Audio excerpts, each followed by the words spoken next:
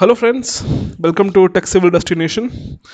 तो आज हम अपना सॉइल मैकेनिक्स का जहाँ से कल हमने छोड़ा था वहाँ से स्टार्ट करेंगे हमारे 100 MCQs। आई होप आज कोई ऐसी टेक्निकल फॉल्ट नहीं होगी जिसे बीच में ही बंद करना पड़ जाए। कल जहाँ से छोड़ा था वहीं से आज रिज्यूम करेंगे। तो ठीक है, स्टार्ट करते हैं। पहला क्वेश्चन है आपके सामने 63, करिए इसको।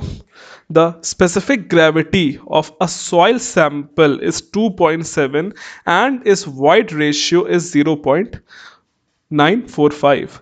When the soil is fully saturated, the moisture content of the soil will be। ठीक है, तो यहाँ हमें बेसिकली W पूछा गया, यानी कि वाटर कंटेंट क्या होगा। कल मैंने आपको फॉर्मूला बताया था, होपफुली आपको याद होगा, SE = WG। ठीक है, हमेशा सॉइल के क्वेश्चन जब भी आप सॉल्व करते हैं, अप्रोच बहुत ही इंपॉर्टेंट होती है। कुछ फॉर्मूलों की लिस्ट है, वो आपको याद होनी चाहिए, बाय हार्ट याद होने चाहिए। देखिए किस फॉर्मूले में कौन सी वैल्यू आ रही है और बाकी कौन सी जो वैल्यू गिवन है वो कौन से फॉर्मूले में सूट कर रही है, या फिर आप कौन सा क्वेश्चन निकाल के कौन से फॉर्मूले से आप किस कहाँ पे जंप कर सकते हो, इस बात का बहुत ही ध्यान रखना चाहिए। तो हमने आपको ये फॉर्मूला कल बताया था, मैंने आपको ये कल फॉर्मूला बताया था, SE = WG। अब हमसे क्या पूछा गया है? वाटर कंटेंट बेसिकली अननोन है, दिया क्या गया है? वॉइड रेशियो दिया गया है। ठीक है, स्पेसिफिक ग्रेविटी हमें दी गई है, नोन है। अब डिग्री ऑफ सैचुरेशन DOS। अब देखिए DOS तो यहाँ पे दिया नहीं गया है, ठीक है, आप कहोगे सर ये अननोन है, बट एक चीज़ हमें साफ साफ बता दी गई है that it is fully saturated. बेटा जब भी फुल्ली सैचुरेटेड वर्ड लिखा हो ना, तो समझ जाना कि इसका DOS यानी डिग्री ऑफ सैचुरेशन 1 है। यानी कि अब देखो DOS होता क्या है बेसिकली, आप अपने मिट्टी में पानी भरते हो, मान लो अब सॉइल सैंपल, उसमें आपने पानी डाला पानी डाला पानी डाला। सॉइल की टेंडेंसी होती है वाटर एब्जॉर्ब करने की, एज यू नो, हम सब जानते हैं मिट्टी पानी एब्जॉर्ब करती है। एक लिमिट आती है कि बस सॉइल कुछ परसेंट से ज़्यादा पानी एब्जॉर्ब नहीं कर सकती, और होता क्या है, मिट्टी से पानी बहना स्टार्ट हो जाता है। ठीक है, आपने देखा होगा जब भी बारिश वारिश कभी होती है तो जब शुरू में पानी गिरता है तो मिट्टी इसको, बारिश को एब्जॉर्ब कर लेती है, बारिश का पानी। लेकिन जब बारिश बहुत तेज़ हो जाती है तो क्या करती है, वही मिट्टी बहने लग जाती है पानी के साथ। तो उसमें क्या होता है, उसमें वाटर कंटेंट बहुत ही ज़्यादा हो जाता है, यानी कि उसका सैचुरेशन लेवल वो क्रॉस कर गया। यानी कि उसका पहले सैचुरेशन लेवल 0 था, कि उसमें बारिश हुई तो उसका कितना हो गया, DOS हो गया, इसका 1 हो गया। लेकिन जब वो ब्लीडिंग उसमें होने लग गई, यानी कि जब पानी आपको ओवरफ्लो होने लगी, जब मिट्टी बहने लग गई, तो इसमें आपका DOS 1 से ज़्यादा हो गया। ठीक है, तो इस बात को आप कॉन्सेप्ट समझ गए होंगे कि क्या होता है। तो फुल्ली सैचुरेटेड का मतलब क्या हो गया? फुल्ली सैचुरेटेड का मतलब है कि इसकी वैल्यू 1 होगी। और अगर जहाँ पे ये ड्राई होता है, वहाँ पे अगर बिल्कुल भी सैचुरेटेड ना हो, ड्राई हो, तो वहाँ पे हम DOS कितना लेते हैं? 0 लेते हैं। ठीक है, आई होप ये बात आपको समझ में आ गई होगी। अब इसको हम थोड़ा, ये मैंने आपको कॉन्सेप्ट समझा दिया, इसके पीछे सॉल्व कर लेंगे क्वेश्चन को। तो मैंने क्या कहा, एस को हम लोग बंद रख देंगे, वाटर कंटेंट पूछा गया है, W पूछा गया है, W को अकेला कर लेंगे, SE/G, फॉर्मूला बन जाएगा। WS हमें कितना दिया गया है? 1। E void ratio 0.945 divided by specific gravity 2.7। Solve कर लेना, आंसर आ जाएगा। कल एक कमेंट आया था कि सर कैलकुलेटर तो अलाउ होगा नहीं, सॉल्व कैसे करेंगे? तो बेटा उसके लिए मैं कुछ नहीं कर सकता हूँ, अपनी कैलकुलेशन स्ट्रॉन्ग करिए। किसी भी एग्जाम में कैलसी कैलकुलेटर अलाउ नहीं होता है, सिर्फ गेट में होता है। ठीक है, और थोड़ा बहुत जो एक बार का एग्जाम होता है, BARC, Bhabha atomic research centre, उसमें वो लोग कैलसी अलाउ करते हैं। बाकी और किसी भी एग्जाम में कैलकुलेटर अलाउ नहीं होता, इसलिए अपनी स्पीड बढ़ाइए। ठीक है, और बाकी इतना कुछ मुश्किल नहीं आने वाला, ये तो मैं आपको ES के सवाल करवा रहा हूँ, इंजीनियरिंग सर्विसेज के करवा रहा हूँ। ठीक है, UPPSC में या अभी जो भी आपका होने वाला है CIL का एग्जाम, इससे लेवल कम ही रहेगा, ज़्यादा नहीं आएगा। तो जब ये कर सकते हो तो वो क्यों नहीं कर सकते हो? कॉमन सेंस ही बात है। Over to the next question please. Question number 60। Question number 60 क्या बोल रहा है? A soil sample has a volume of 1000 ml in its natural state. ठीक है, if minimum volume when compacted is 750 ml, when gently poured into a measuring cylinder its possible maximum value is 1320. What is the relative density? तो यहाँ हमसे इसकी relative density पूछी गई है। अब पहली चीज़ मैं बता देना चाहता हूँ, ये सवाल आपका आने वाला तो है नहीं, बहुत ही लंबा सवाल है, बहुत ही बड़ा सवाल है। इसको एक काम करते हैं, स्किप कर देते हैं, ठीक है। इतना लंबा आपके लिए नहीं आएगा, ये ईएस में ही आएगा या गेट में आने के लायक है। A soil sample has void ratio, ये आ सकता है। ये ऐसे सवाल आने की बहुत उम्मीद होती है। A soil sample has a void ratio of 0.5, it's porosity, तो हमें सॉइल सैंपल दिया गया, हमें इसका वॉइड रेशियो यानी कि ई दिया गया है और हमसे पोरोसिटी पूछी गई है। पोरोसिटी को किससे सिम्बलाइज करते हैं?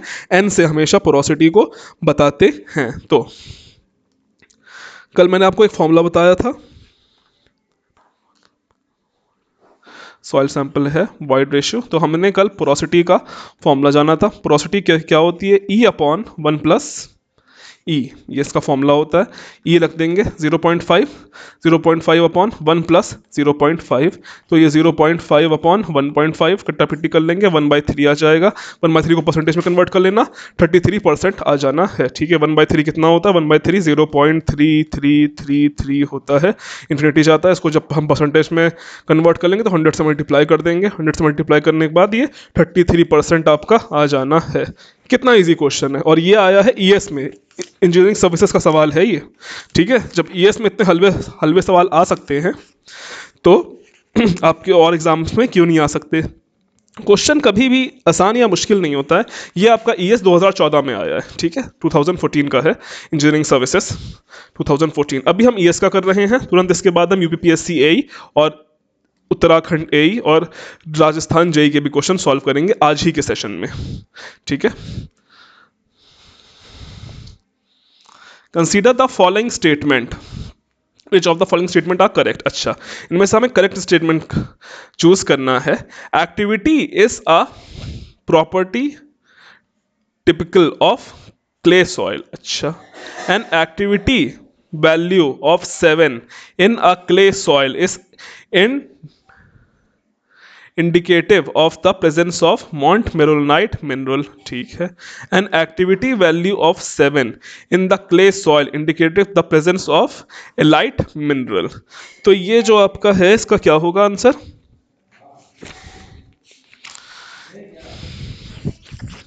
अब देख लीजिए, जो आपका एक्टिविटी होता है बेसिकली ये होता क्या है? एक्टिविटी आपका होता है plasticity index upon 2% by weight finer than 2 mm। ये आपका बेसिकली एक्टिविटी का नंबर होता है, एक्टिविटी का फॉर्मूला होता है। अब देख लीजिए, इसका जो होगा मैं आपको बता देता हूँ।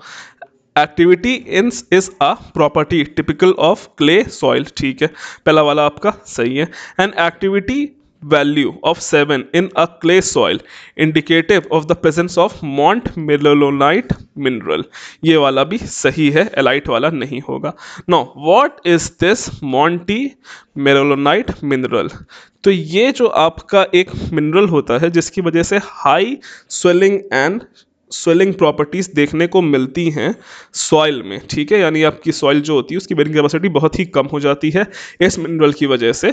यही एक रीज़न है कि हमारे इंडिया में हाई राइज बिल्डिंग बनाना इतनी मुश्किल हो जाती है। क्यों? बिकॉज मैक्सिमम जो सॉइल है उसमें ये मिनरल पाया जाता है हमारे यहाँ, इसलिए यहाँ पे हाई राइज बिल्डिंग बनाना काफ़ी मुश्किल होता है। उनकी फाउंडेशन इतनी गाढ़ी, इतनी ज़्यादा डीप दी जाती है। तो एक एक्स्ट्रा नॉलेज थी। तो बेसिकली पहला और दूसरा इसका ठीक है। सिविल इंजीनियर को हमेशा फील करना चाहिए। सॉइल की सबसे अच्छी बात ये है ना कि आप इसे रिलेट कर सकते हो अपने आसपास की सराउंडिंग से, और तभी से पढ़ने में मज़ा आती है, ऐसे कभी मज़ा नहीं आती है। Question number 57, if a wait soil mass air occupied 1/4 of its volume and water occupied 1/2 of its volume, the void ratio of soil is, हमसे यहाँ पे वॉइड रेशियो पूछा गया है। अब हमसे जो पूछा गया है, if a wait soil mass in a wait soil mass air occupied 1/4, air कितनी है? एयर कितनी है? 1/4 ऑफ इट्स वॉल्यूम, ठीक है। एंड वाटर ऑक्यूपाइड, वाटर कितना है? 1/2 ऑफ इट्स वॉल्यूम। ठीक है, वॉइड रेशियो अब हमसे पूछा गया है। अब तो हम लोग सबसे पहले क्या कर लेंगे, वी को कर लेंगे as a volume of voids, total volume हमने मान लिया। अब हमसे यहाँ क्या दिया गया है, दोनों को जब आपस में हम माइनस कर देंगे तो v माइनस 1/4v क्या आ जाएगा, तो v माइनस 1/4v आ जाएगा हमारे पास 3/4v। अब वॉइड रेशियो क्या होगा, 3/4v अपॉन v/4। ठीक है, जब मैं इसको सॉल्व कर लेंगे तो आंसर आ जाएगा 3, यानी कि वॉइड रेशियो क्या होगा हमारा 3 आ जाएगा। तो आई होप आपको समझ में आ गया होगा। Next question,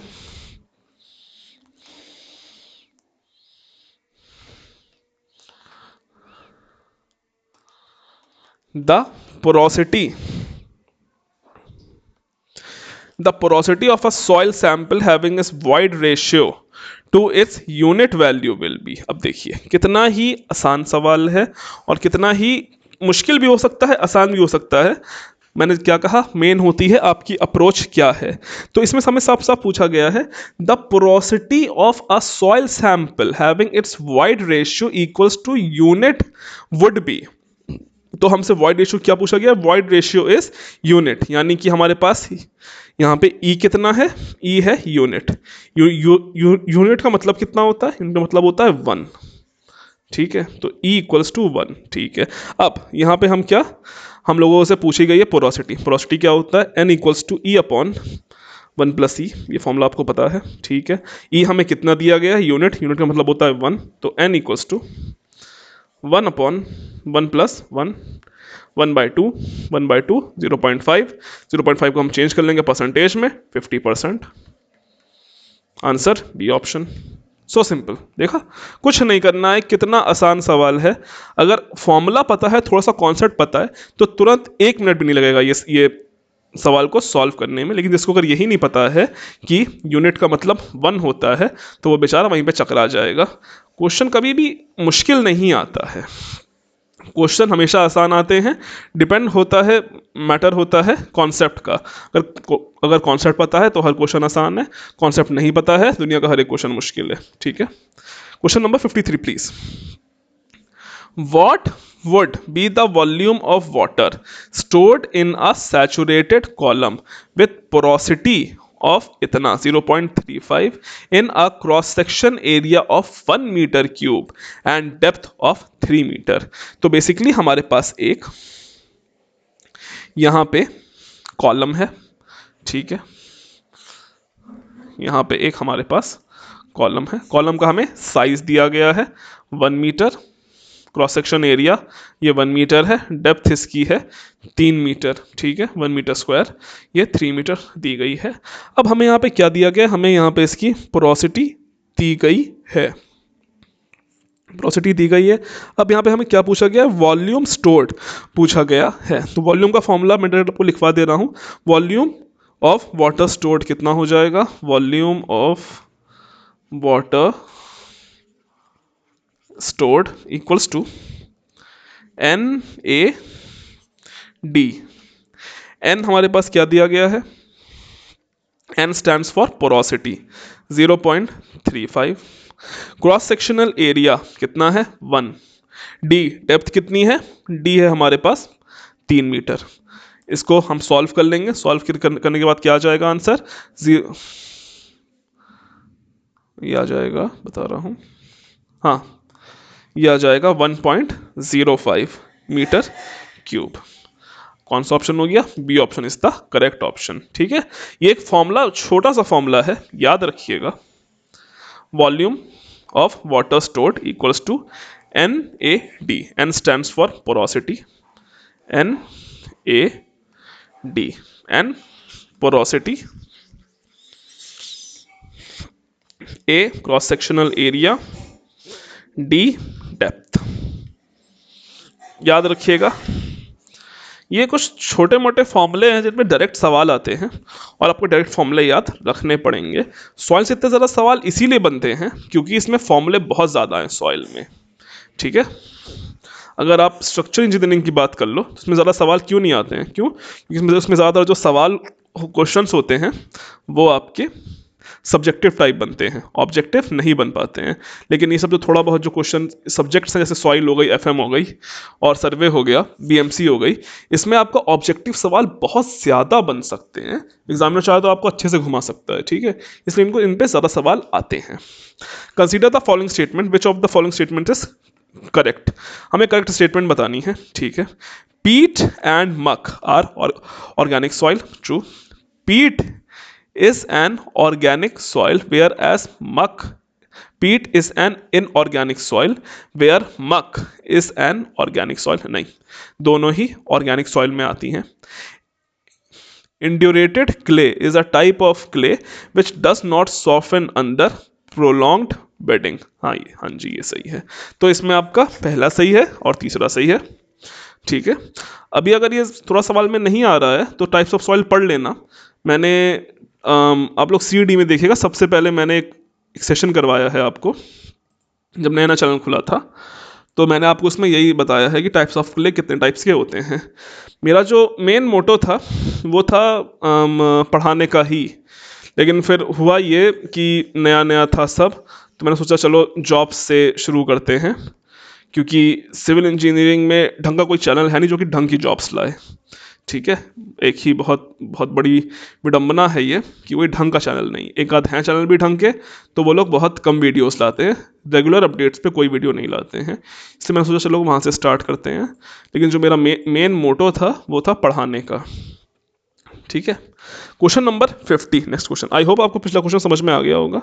the specimen of a clayed silt content 70% silt size particle if its liquid limit 40 and plastic limit 20, in liquid limit test a moisture content of 30% requires number of blows was 40, its plasticity index, activity and consistency तीनों ही चीजें पूछ ली गई हैं। Very good, सबके बारे में हम लोग बात करेंगे कि क्या होता है। सबसे पहले तो हम बात कर लेते हैं प्लास्टिसिटी इंडेक्स के बारे में। सबसे पहले हम बात कर लेंगे प्लास्टिक इंडेक्स क्या होता है। तो प्लास्टिसिटी इंडेक्स को हम लोग किससे सिंबलाइज करते हैं? I P. आई पी कितना हो जाएगा? हो जाएगा liquid limit minus plastic limit, ठीक है? W P, liquid limit minus plastic limit, ठीक है? ये हो जाएगा हमारा आई पी। एक्टिविटी कितना होता है? I P plasticity index upon percentage of clay particles।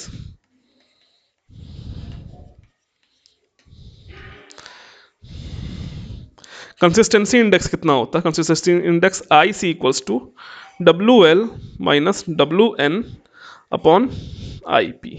ये तीन फॉर्मूले आपको बाय हार्ट याद होने चाहिए। ईएस है इसीलिए इन्होंने तीनों फॉर्मूले पे सवाल एक ही क्वेश्चन में पूछ लिए गए हैं। छोटे मोटे एग्जाम में एसएससी जेई हो गया, बीपीएससी हो गया, एनएलसीआईएल हो गया, वहां पे इन तीनों ही फॉर्मूलों पे अलग अलग सवाल पूछा जा सकता है और बहुत ही कॉमन है। ये तीन सवाल पे क्वेश्चन बहुत ही कॉमन है, तो आपको ये तीन फॉर्मूले बाय हार्ट याद होने चाहिए। सॉइल मैकेनिक्स में फॉर्मूले बहुत ज़्यादा हैं, बट कोई बात नहीं, चीज़ों को हिसाब से चलिएगा। मैंने आपको पढ़ाया नहीं है सॉइल, इसलिए मैं आपको नहीं समझा पा रहा हूँ ज़्यादा अच्छे से, लेकिन अगर मैंने आपको पढ़ाया होता तो आपको मेरी बात समझ में आ रही होती। लेकिन फिलहाल भी बोलना चाहूँगा ये तीन फॉर्मूले आप याद कर लो, और जब आप इसमें सबकी वैल्यू धर दोगे, सिंपल वैल्यूज़ हैं, ठीक है? जब आप सबकी आप वैल्यू धर दोगे आपके पास आंसर आ जाएगा, ठीक है? मैंने आपको फॉर्मूले बता दिए, वैल्यू धर लेना, ज़रा टाइम हम लोग वेस्ट नहीं करेंगे इसको सॉल्व करने में, सॉल्व करना आपका काम है। छोटी सी रिक्वेस्ट है, जब भी मेरे साथ बैठा करो अपने साथ भी कॉपी पेन पेंसिल लेके बैठा करो, ठीक है? जैसे जैसे मैं करा रहा हूँ आप भी कराते जाओ। जहाँ नहीं समझ में आए वीडियो को पॉज करो, बैक जाओ, दोबारा देखो, फिर समझो, नहीं समझ में आए कमेंट करो, मैं अगले दिन सॉल्व करवा दूंगा। कल कल के थोड़ा बहुत डाउट्स आए थे, मैं उनको ले नहीं पाया, खैर कल ले लेंगे, चलिए कोई बात नहीं। छोटा हो जाए।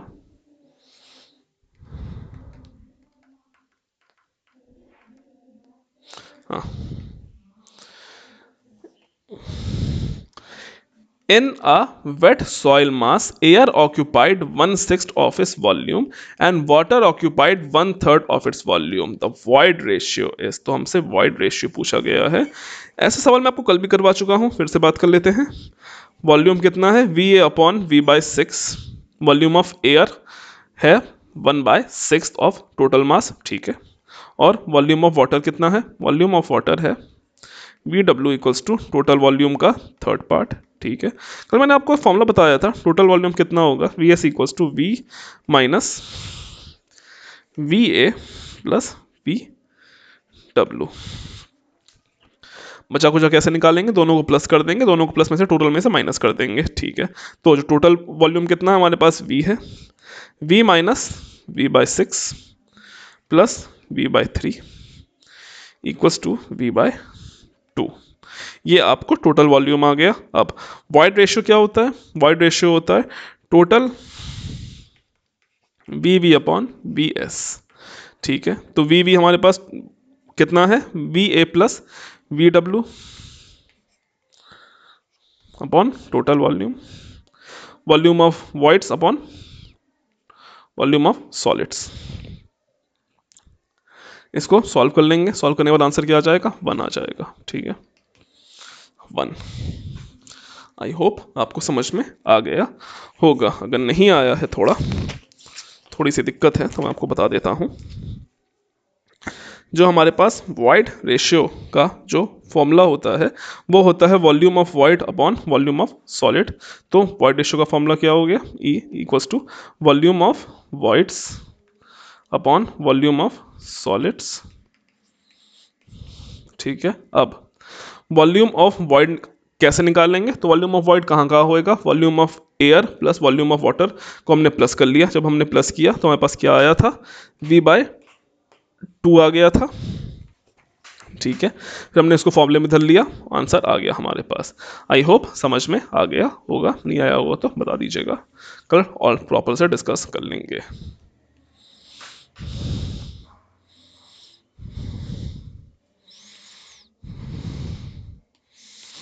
क्वेश्चन नंबर 48, ठीक है। A soil sample has liquid limit 35, plastic limit 20, shrinkage limit 10, and natural moisture content is 25%. What would be its plasticity index? Liquid, what should be its liquidity index, plasticity index and shrinkage index? देखिए जैसे जो पिछले बार में जो मैंने formula बताया था उसी पे है। ESI इन्होंने एक साथ सब पूछ लिया गया है। फॉर्मूला में आपको लिखवा देता हूँ डायरेक्ट, क्या है, वैल्यूज़ धर लीजिएगा। ये फॉर्मूले तो याद कर ही लीजिए, थोड़े बहुत इनके अलावा और भी फॉर्मूलेज हैं।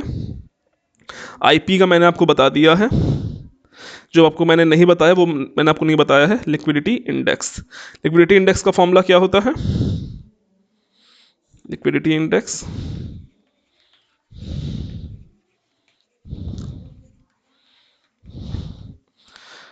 WN minus WP upon WL minus WP, ये होता है लिक्विडिटी इंडेक्स का फॉर्मूला। एक इसको याद कर लीजिएगा।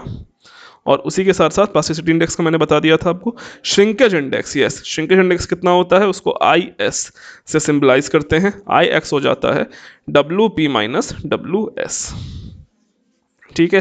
ये कुछ फॉर्मूला आपको डायरेक्ट याद होने चाहिए, इसका स्क्रीनशॉट ले लीजिएगा, सेव करके रख लीजिएगा। फॉर्मूले याद होने चाहिए। फॉर्मूलों को याद कैसे करें तो मैं बता देता हूँ। इसका स्क्रीनशॉट लो, इसको अपने कुछ टाइम के लिए वॉलपेपर सेट कर लो, जितनी बार अपना फ़ोन खोलोगे उतनी बार फॉर्मूले देखोगे, अपने आप याद हो जाने हैं। एज सिंपल एज दैट, ठीक है।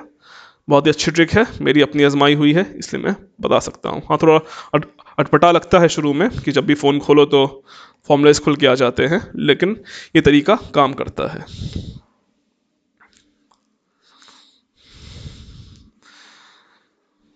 ये है इसमें, हाँ, विच one of the following relations give the value of degree of saturation, ठीक है, in terms of unit weight gamma, water content W S ratio and specific gravity, और कितनी गई है GS और गामा W, ठीक है, its unit weight of water, ठीक है, अब हमें इसका डायरेक्ट सही वाला रिलेशन पता करना है। तो मैंने आपको पढ़ाया तो नहीं, तो आप डायरेक्ट याद कर लो। जो फोर्थ रिलेशन है इसका सही रिलेशन होता है W upon gamma W upon gamma upon 1 + W -1 upon specific gravity. ठीक है, ये एग्ज़ाम निकल जाने दीजिए। जब आपका मैं जनवरी से आपका मोस्ट प्रोबेबली एसएससी जेईई का बैच स्टार्ट हो जाएगा, उसमें मैं आपको प्रॉपर सॉइल पढ़ाऊंगा। Next question 44, the laboratory test on a sample yields results. एक टेस्ट हुआ है लैब में, ठीक है। ये सब जो आप पढ़ रहे हो ना, अगर आपने कभी साइट में क्वालिटी में काम किया है या फिर सॉइल टेस्टिंग में अगर काम किया है, तो ये सब टेस्ट आप एक्चुअली में परफॉर्म करते हो। और इन हर एक टेस्ट का अलग से आईएस कोड भी होता है, ठीक है। और वो आईएस कोड एग्जाम में पूछा जाता है और ऐसे भी पूछ लिया जाता है। तो ये सब काम बहुत ही इंटरेस्टिंग होता है, क्वालिटी का काम। मैंने ये टेस्ट किए हैं, इनमें से सब तो नहीं किए हैं, लेकिन हाँ थोड़े बहुत टेस्ट किए हैं मैंने। थोड़े बहुत टेस्ट किए हैं। ली चैटलियर अपरेटिस से टेस्ट किया है, साउंडनेस निकाली है मैंने, और विकेट्स अपरेटिस से initial and final setting time of cement निकाला है। आर्ट्रेशन टेस्ट किया है, डेवल्स अपरेटिस से टेस्ट किया है जब मैं रेलवेज में था। तो काफ़ी टेस्ट किए हैं, ठीक है। तो फिलहाल हाँ, टॉपिक्स पे ज़्यादा नहीं जाते हैं, बातें आज थोड़ी ज़्यादा हो रही हैं। Laboratory test on a sample yield the following result: plasticity index 32%, liquidity index 0.15, activity number इतना दिया गया है। Which one of the following reference can be drawn? हमारे पास 3 वैल्यू दी गई हैं, हमें इसमें से बताना है कि क्या क्या इसमें से हो सकता है। तो इसको आप सॉल्व कैसे करेंगे? तो बेसिकली इसका एक फॉर्मूला होता है, इसका बेसिकली एक चार्ट होता है। मैं आपको वो चार्ट सीधे बनवा ही देता हूँ, आप उसका भी स्क्रीनशॉट ले लेना। यहाँ पे तो हमारी हो जाती है लिक्विडिटी इंडेक्स IL, ठीक है। और साइड में हमारी हो जाती है कंसिस्टेंसी।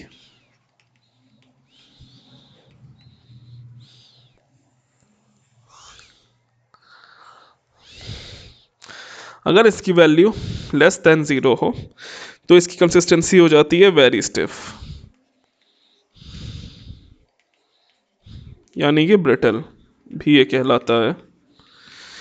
फिर अगर इसकी लिक्विड लिमिट 0 से 0.25 के बीच में हो तो ये इसकी कंसिस्टेंसी रहती है स्टिफ। फिर थर्ड में अगर इसकी लिक्विड लिमिट 0.25 से 0.5 हो जाती है तो ये हो जाता है मीडियम स्टिफ।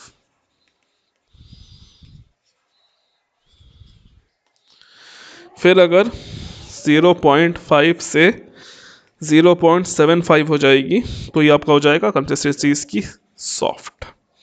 और वहीं 0.75 से अगर 1.0 हो जाएगा तो इसकी कंसिस्टेंसी हो जाएगी वेरी सॉफ्ट, ठीक है। और अगर ग्रेटर देन 1 है, ग्रेटर देन 1 है इसका फिर कंसिस्टेंसी हो जाएगी लिक्विड स्टेट में चला जाएगा, ठीक है, लिक्विड स्टेट।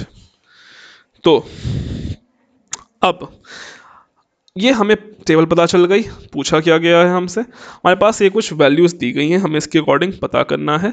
बेसिकली अगर प्लास्टिसिटी 17 से ज़्यादा होती है तो वो हाईली प्लास्टिक सॉइल में आ जाता है। लिक्विड स्टेट कैसे निकालते हैं? लिक्विड स्टेट निकालने के लिए लिक्विड लिमिट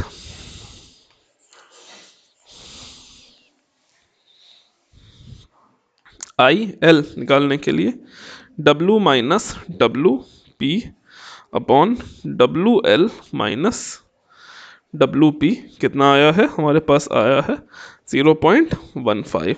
तो इसके अकॉर्डिंग अगर हम देखें और अपने उसको देख के चलें तो ये 0.15 है। 0.15 का है मतलब क्या है, हो गया ये, टेबल से मैच कर लेंगे,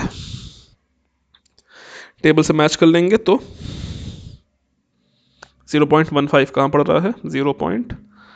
तो ये स्टिफ में आ जाएगा, ठीक है, स्टिफ में आ जाएगा। तो ये हो जाएगा इसका the soil is very stiff एक ऑप्शन, और दूसरा दिस सॉइल इज एक्टिव। तो हमें दो चीज़ें पता चल गई, ठीक है, कि एक्टिविटी कितना होना चाहिए, 70 से ज़्यादा होता है तो वो हाईली एक्टिव हो जाती है, और ये 17 से ज़्यादा है, ठीक है। तो पहला और पांचवा इसका करेक्ट ऑप्शन हो जाएगा। तो आई होप आपको समझ में आ गया होगा।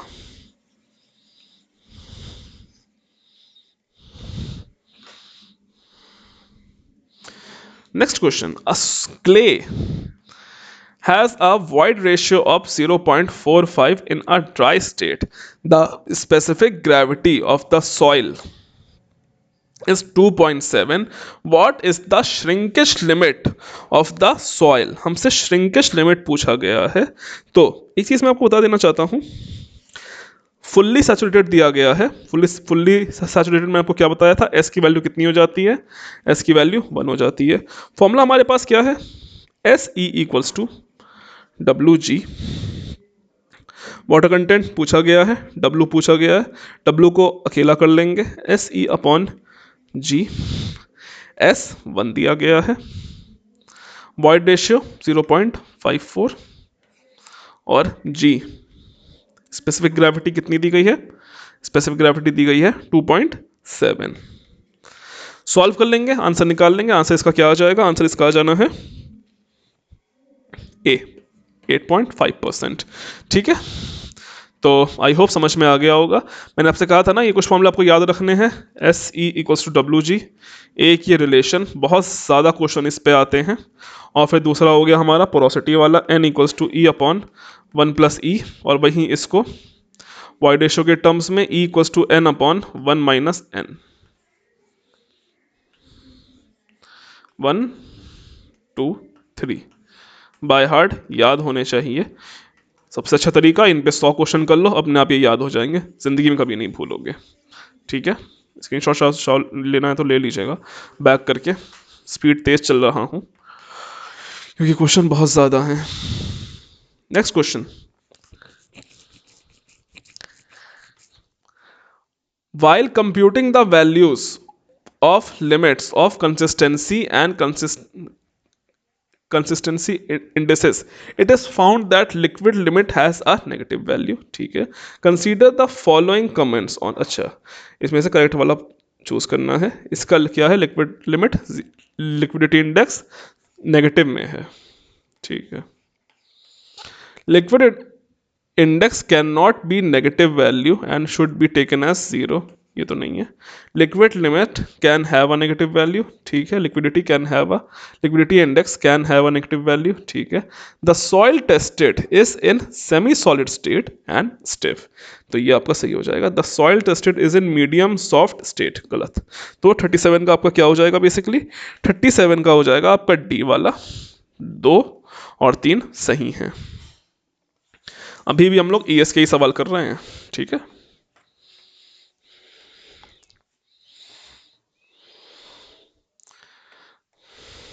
अब consistency as applied to cohesive soil is an indicator of, consistency किसका इंडिकेटर है, तो वो है शियर स्ट्रेंथ का, ठीक है।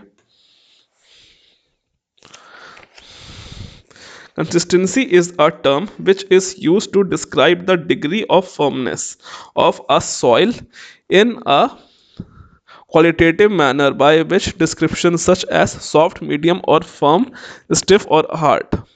It refers to the resistance offered by it against forces that tends to deform or rupture the soil aggregate. Consistency is directly related to the strength and depends on moisture content of the soil. ठीक है, तो consistency basically strength देती है। Strength का मतलब क्या होता है, शियर स्ट्रेंथ। शियर स्ट्रेंथ होता क्या है, तो बेसिकली दोनों हाथ लीजिए, दोनों को आपस में एक दूसरे से रगड़िए। जब आप रगड़ेंगे तो देखेंगे कि कुछ फोर्स लग रहा है, जो हमारा फोर्स लग रहा है उसे हम कहेंगे shear strength.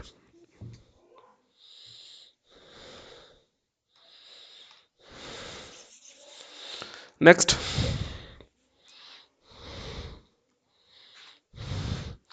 which one of the following Which one of the following represents relative density of soil sand deposit having a moisture content of 25% if maximum and minimum void ratio of the sand is 0.95 and 0.45 respectively and the specific gravity is 2.6। ठीक है, तो हमसे पूछा गया है, हमें formula पता है S E equals to W G. Void ratio हमारे पास दो दिए गए हैं। अब दो क्या क्या दिए गए हैं, सबसे पहले हम बात कर लेंगे वाइड रेशो के बारे में। तो वाइड रेशो हमारे पास दिया गया है, स्पेसिफिक ग्रेविटी है 2.6, S E equals to W G. तो ई कितना दिया गया है, ई दिया गया है 0.25 मॉइस्चर कंटेंट, डब्ल्यू और जी स्पेसिफिक ग्रेविटी को पहले हम लोग मल्टीप्लाई कर लेंगे तो ये हो जाएगा 0.25 सैचुरेटेड। अच्छा, फुल्ली सैचुरेटेड है तो एस 1 हो जाएगा। ई हमें निकालना है बेसिकली, ठीक है, ई हमें निकालना है बेसिकली। डब्लू वाटर कंटेंट हमें दिया गया है 0.25, स्पेसिफिक ग्रेविटी भी दिया गया है, स्पेसिफिक ग्रेविटी क्या है 2.6, वॉइड रेशियो कितना आ जाएगा नेट 0.65 आ जाएगा। अब हमसे क्या पूछी गई है, रिलेटिव डेंसिटी पूछी गई है, तो आर डी यानी कि रिलेटिव डेंसिटी कितना होगा, ई मैक्स माइनस ई नेचुरल अपॉन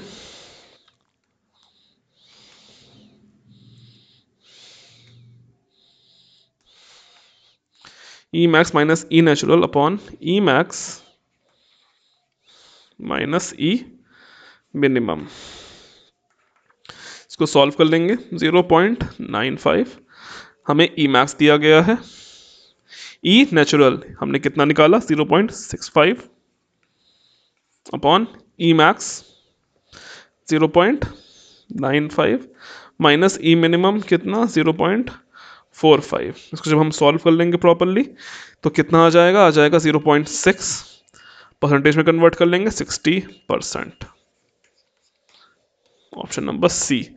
आसान क्वेश्चन है, काफ़ी आसान क्वेश्चन है, बस अप्रोच आनी चाहिए, अप्रोच आना मेन है।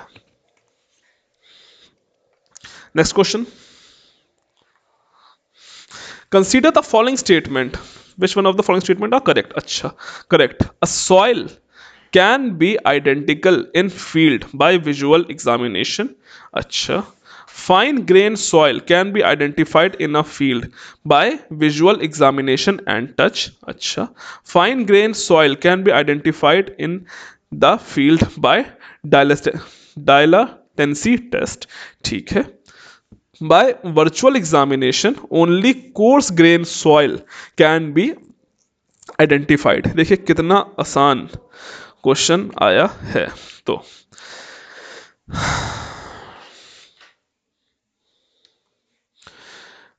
एक चीज़ हमेशा याद रखिएगा, सॉइल फाइन सॉइल जितनी भी हमारी होती है उसे आप कभी भी ऐसे ही एक्सपेरिमेंटली सिर्फ देख के उसे पता नहीं कर सकते हो। ठीक है, सिर्फ उसे देख के आप लोग पता नहीं कर सकते हो कि फिजिकल एग्जामिनेशन देख के, क्योंकि वो फाइन सैंड कुछ भी हो सकती है। लेकिन हाँ, जो कोर्स ग्रेन होती है, जो मोटी मिट्टी होती है, उसे आप लेके हाथ में फील करके या देख के पता कर सकते हो कि ये मोटी मिट्टी है। ठीक है, तो जैसे कि साफ साफ में पता चल गया है, by visual examination only coarse grain soil can be identified. Fourth वाला एकदम सही है। और फाइन ग्रेन सॉइल के लिए टेस्ट कौन सा किया जाता है, तो ये किया जाता है डायलेटेंसी टेस्ट। डायलेटेंसी टेस्ट करेंगे तो हमें पता चलेगा कि वो सॉइल आपकी फाइन है या कोर्स है या फिर सिल्ट है, जो भी है पता चल जाएगा। पहले के दो ऑप्शन गलत हैं, थर्ड और फोर्थ सही है। Option number 3 is the correct option. ठीक है, आई होप समझ में आ गया होगा।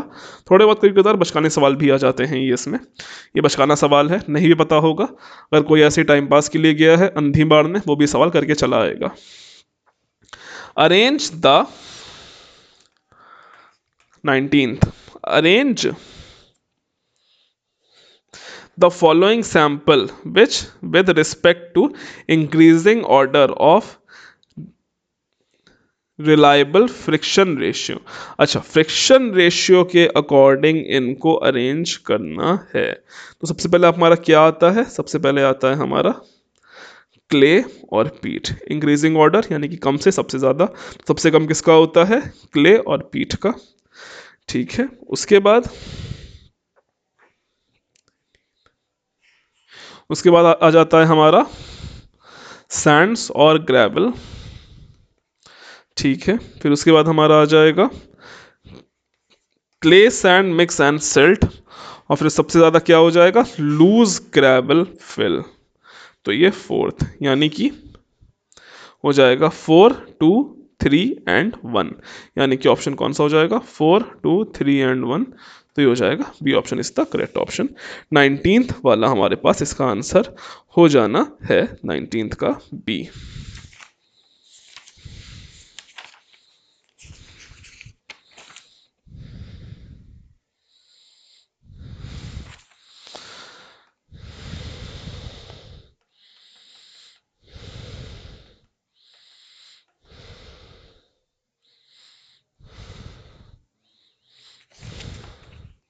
एक सेकेंड, अरे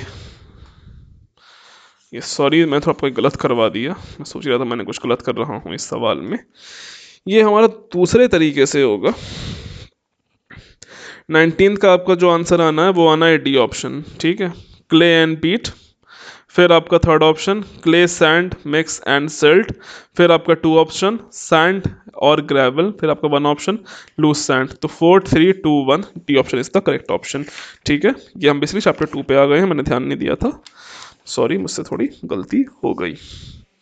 ठीक है, खैर ये समझ में आ गया होगा।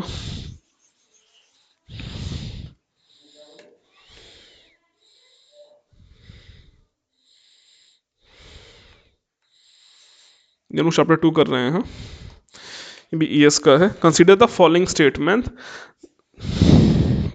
consider the following statement: a conspicuous break in the continuity of a grain side distribution curve indicate a mixture of soil from two different layer। ठीक है, a sheep grain size distribution curve indicate prevention of nearly uniform grain size। A flat grain size distribution curve indicates certain range of passing grain size। तो इसमें से correct option हमें choose करना है। As a matter of fact तीनों ही correct option हैं। ठीक है, तो ये आपको पता होना चाहिए। तो इसका आंसर क्या हो जाएगा? 1, 2, 3 C is the correct option.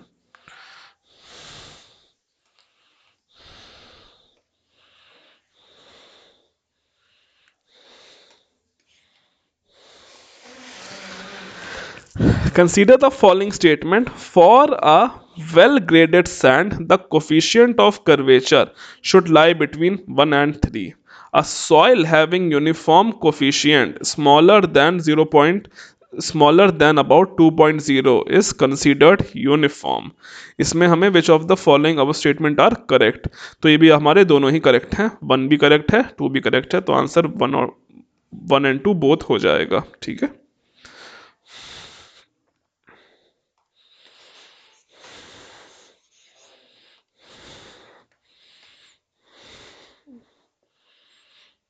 Consider the following statement,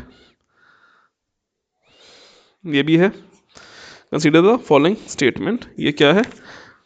the minimum value of group index of a soil can be taken as 0। अच्छा, और जो हमारा दूसरा है, the maximum possible value of a group index of a soil is 20। अब थोड़ा अगर हम बात कर लें तो इसका फॉर्मूला होता क्या ग्रुप इंडेक्स का?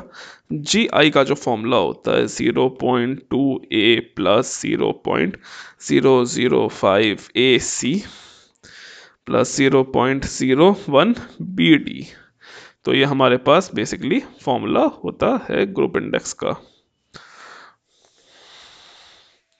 ठीक है, अब the minimum value of a G I is 0 which indicates a good subgrade whereas the group index of 20 or more indicates a very poor subgrade। तो इसमें दो कौन सा स्टेटमेंट सही है? इसकी दोनों ही वैल्यू हो सकती हैं, 0 भी हो सकती है और 20 भी हो सकती है। तो 1 और 2 बोथ आर करेक्ट। तो आई होप आपको समझ में आ गया होगा।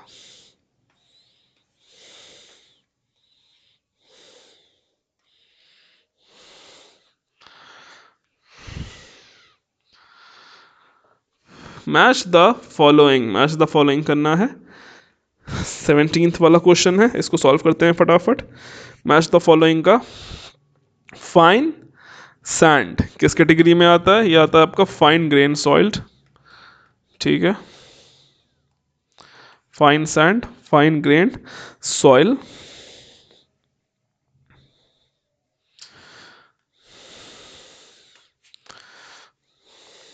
Eleven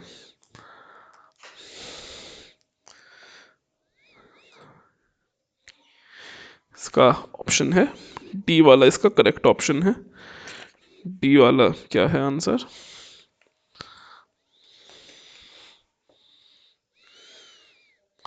D.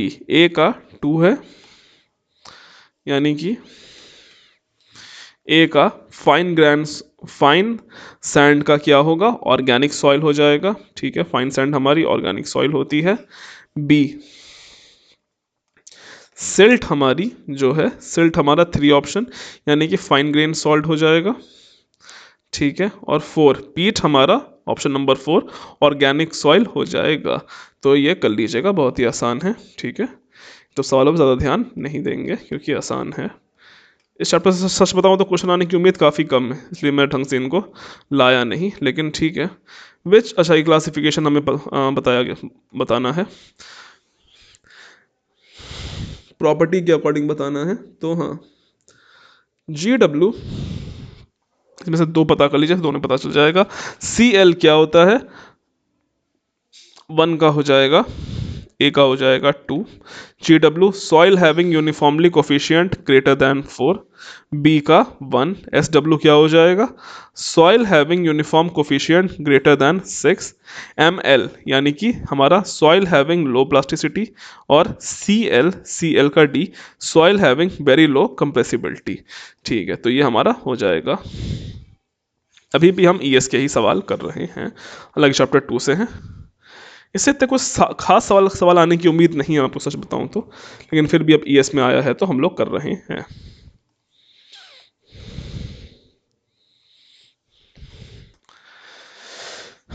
क्वेश्चन नंबर 8, इसको सॉल्व करिए। If in a soil specimen 70% of particles are passing through 0.5 mm IS sieve, IS Indian standard sieve, and 40% of particles are passed through 75 micron mu IS sieve, its uniform coefficient is 8 and coefficient of curvature is 2. As per IS classification, this soil is classified as। ये soil हमारी basically किसके उसमें आएगी? तो देखिए, अब जैसे कि as more than 50% of soil is passed through 4.75 sieve, it is coarse grained soil। तो coarse grained soil के लिए क्या हो जाएगा? हमारे पास ऐसा आ जाएगा। और अगर इसका CU ग्रेटर देन, इसका अगर CU 8 से ज़्यादा होगा, इस बिटवीन 1 and 3, तो it is well graded soil. तो ये क्या हो जाएगा? SW, यानी कि C option SW, well graded soil. Over to the next question.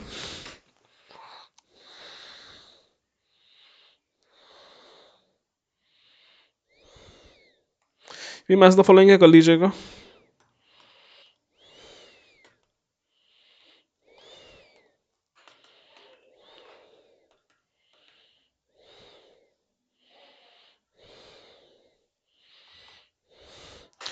Consider the following statement: a well graded sand should have, well graded sand का क्या होना चाहिए? Uniform coefficient greater than 6, coefficient of curvature between 1 and 3, effective size greater than 1 mm। तो इसमें क्या क्या होना चाहिए? A well graded sand should have coefficient uniformity coefficient greater than 6, चलिए ये वाला ठीक है. Coefficient of curvature between 1 and 3, ये भी ठीक है. Effective size greater than 1, नहीं. तो आपको इसमें 1 और 2 सही है, यानी कि 1 and 2 are correct, तो option number B is correct. 4 ठीक है.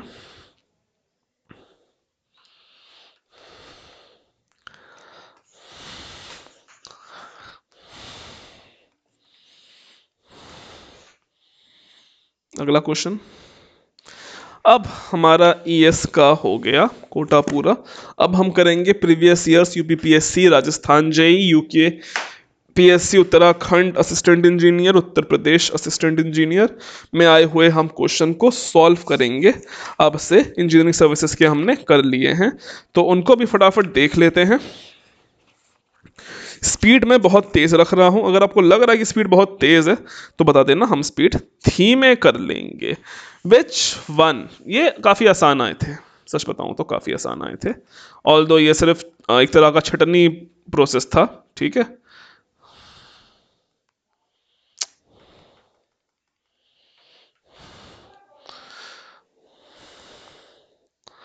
हाँ ये रहा.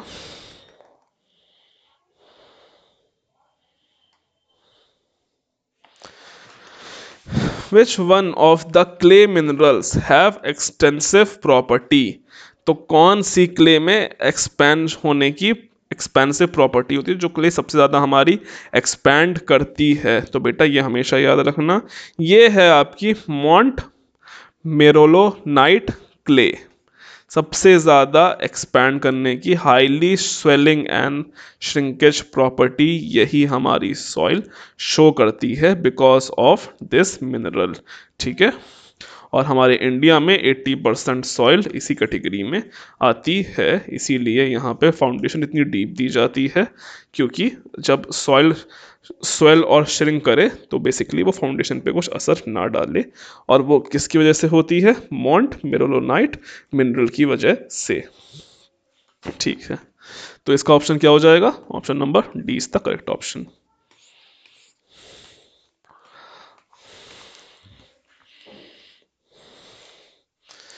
Wind blown silt have little or no stratification is called. Wind blown silt को हम क्या कहते हैं? जो हमारे पानी के हवा के द्वारा जो ट्रैवल होते हैं उसे हम क्या कहते हैं? लूस कहते हैं. LOESS. ये हमारा कब पूछा गया है? यूपीपीएससी AE 2011 में ये सवाल पूछा गया था. तो इसका आंसर क्या होगा? डी. हम प्रीवियस ईयर्स ही सब सॉल्व करेंगे. ठीक है.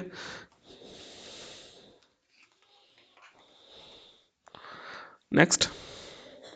ये आपका देखिए, ये आपका 2 सवालों में आ चुका है. यूपीपीएससी AE 2017 और यूपीपीएससी AE 2003. 2007 में ये सेकंड शिफ्ट में आया था और 2001 में ये फर्स्ट शिफ्ट में आया था.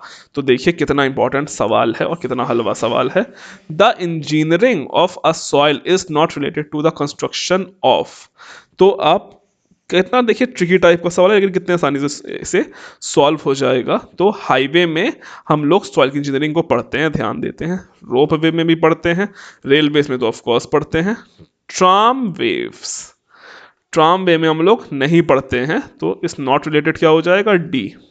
ठीक है. इस बात का ध्यान रखिएगा. देखिए कितना आसान लग रहा था, लेकिन चकरा देगा कि आखिर ये होता क्या है. ये आया है हमारे यूपीपीएससी AE स्टेट AE 2007 में. When the product of soil weathering are not transported and sedimented as sediment but remains in place, उसको क्या कहते हैं? यानी बेसिकली ये जो हमारा साइकिल होती है, जो हमारी पेडोजेनेसिस की जो साइकिल होती है सॉइल फॉर्मेशन की, उसके बारे में बात कर रहा है. तो एक जो हमारी सॉइल होती है, सॉइल क्या होती है? सबसे पहले कैसे बनती है सॉइल? सबसे पहले बनती है पहाड़ों पे. एज यू नो, बड़ी बड़ी चट्टानें होती हैं. चट्टानों में से वेदरिंग एक्शन के कारण चट्टान टूट जाती है फाइनली पार्टिकल्स में, जिसे हम मिट्टी कहते हैं. मिट्टी फिर क्या होती है? इरोजन से इरोड हो जाती है, ट्रांसपोर्ट हो जाती है, ट्रांसपोर्ट होने के बाद जो कुछ हमारी मिट्टी होती है वो क्या करती है, एक जगह पे आके डिपॉजिट होने लगती है, टीला टाइप बन जाता है मिट्टी के खूब सारे, और वही जाम होके आइलैंड बना लेती है, ज़मीन बना लेती है। उसे हम क्या कहते हैं, अपहीवल। और जब इसका अपहीवल्स हो जाता है तो फिर से ये मिट्टी, ये जो चट्टान बन जाती है, ये फिर से झड़ने लगती है, फिर से ये वेदरिंग के कारण इसका पार्टिकल बन जाता है, और यही साइकिल बार बार दोबारा स्टार्ट हो जाती है। इस साइकिल को हम पेडोजेनेसिस कहते हैं। पेडोजेनेसिस यानी कि मिट्टी बनने की प्रक्रिया। मिट्टी हमारी ऐसी बनती है। अब कुछ जो हमारे टीला होता है जो चट्टान होती है, पहाड़ होता है, कुछ भी कह सकते हो, इसमें से सारी मिट्टी नहीं झड़ती है, सबका इरोजन नहीं होता है। कुछ मिट्टी क्या करती है, उसी चट्टान पे रह जाती है। भाई 100% तो इरोजन कभी नहीं होता है, एज यू नो। जब भी बाढ़ बाढ़ कुछ आती है, ऐसा तो नहीं है कि जगह से पूरी ही मिट्टी चली जाती है, कुछ मिट्टी तो फिर भी रह जाती है। तो उस बची कुची मिट्टी को जो उस पहाड़ पे रह गई, जो इरोड नहीं हो पाई, इरोजन नहीं हो पाया जिसका, उसे हम कहते हैं रेसिडुअल सॉइल। ठीक है। और हमसे यहाँ पे वही पूछा गया है कि जो कि विंड और रॉक से ट्रांसपोर्टेड नहीं हो पाई बल्कि उसी जगह पे पड़ी रही, तो उस सॉइल को हम क्या कहेंगे, रेसिडुअल सॉइल। यानी कि सी ऑप्शन इसका इसका करेक्ट ऑप्शन। कितना ही आसान सवाल है, आप लोग छोटी सी स्टोरी भी जान गए। Good. Next question. The specific gravity of a sandy soil is equals to, ये हमारा आया है BPSC, Bihar public service commission, AE, paper 5 2001 का ये सवाल है। Specific gravity of a sandy soil equals to, तो इसका क्या होगा, इसको डायरेक्ट याद रखिएगा, ये होता है हमारे 2.6। ठीक है, 2.6 होता है हमारा specific gravity of Sandy soil, 2.6 होता है, डायरेक्ट याद रखिएगा, बताने वाला कुछ नहीं है तो है, याद रखिएगा। द मेथड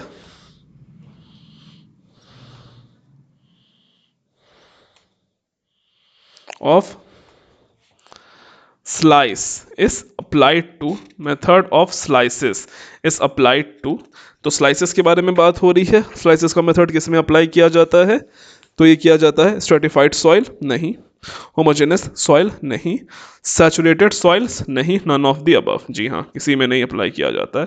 इसमें पूछा गया है Bihar public service commission assistant engineer 2006 paper 5 में, तो किसी में भी नहीं होता है, ना इसमें होगा, ना इसमें होगा, ना इसमें होगा। तो राइट ऑप्शन क्या हो जाएगा हमारा, right option will be option number D. I hope समझ में आ गया होगा।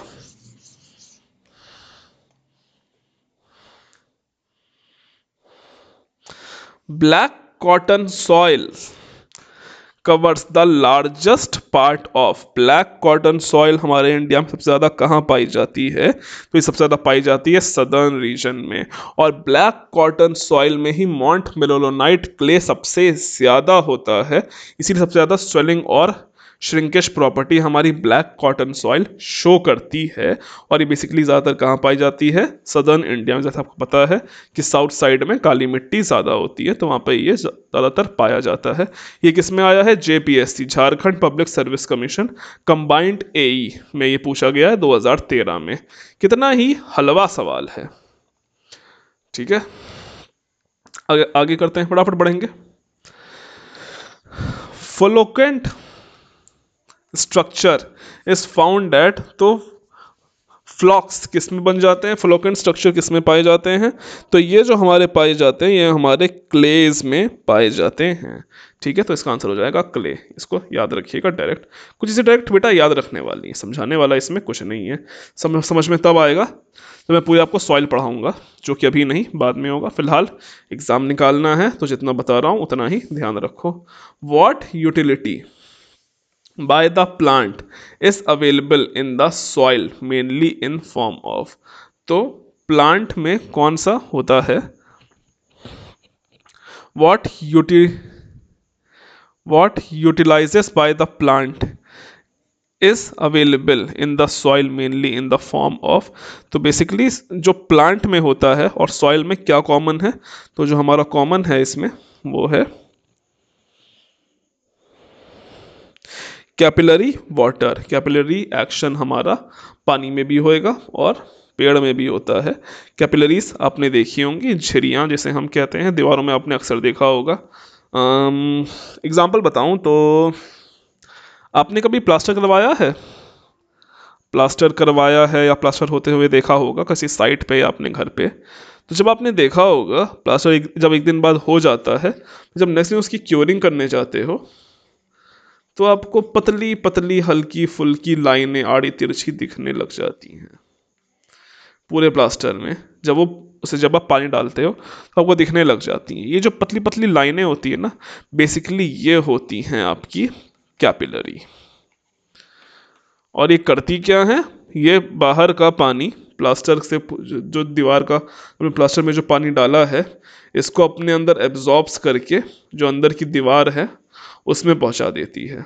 जो हमारी ब्रिक वर्क है वहाँ पे पहुंचा देता है। तो बेसिकली ये पानी को एक जगह से दूसरी जगह पहुंचाती हैं। हायर मीडियम तो लोअर मीडियम का इनका कॉन्सेप्ट काम करता है।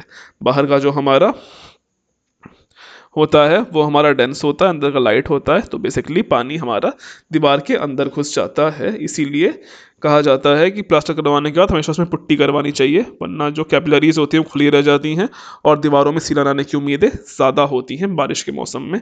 इसीलिए दीवारों पे हमेशा पुट्टी या पेंट से पहले पुट्टी हमेशा करवाना चाहिए, ताकि दीवार पे हमारी सीलन ना आए और वो दिखने में भी अच्छी लगे। ये एक रीज़न है कि पुट्टी इतनी महंगी भी आती है। ठीक है, तो क्या हो गया, कैपिलरी वाटर। और जो हमारा एक पेड़ होता है, जो एक हमारा ये पेड़ हो गया, ये इसकी पत्तियां हो गई, ठीक है, ये इसकी जड़ें हो गई। ये भी बेटा पानी ऐसे ही एब्जॉर्ब करती हैं, ठीक है। ये भी कैपिलरी एक्शन के द्वारा ही ये पानी इनकी रूट्स से चढ़ता हुआ लीव्स में चला जाता है और लीफ से फिर ट्रांसपिरेशन के जरिए उड़ जाता है आसमान में। ऐसे पेड़ ठंडा रहता है और पेड़ को जितना पानी चाहिए होता है वो पानी एब्जॉर्ब कर लेता है। ये क्या होता है, कैपिलरी वाटर के द्वारा कैपिलरी एक्शन इनको कहा जाता है। तो आई होप आपको चीज़ें समझ में आ गई होंगी।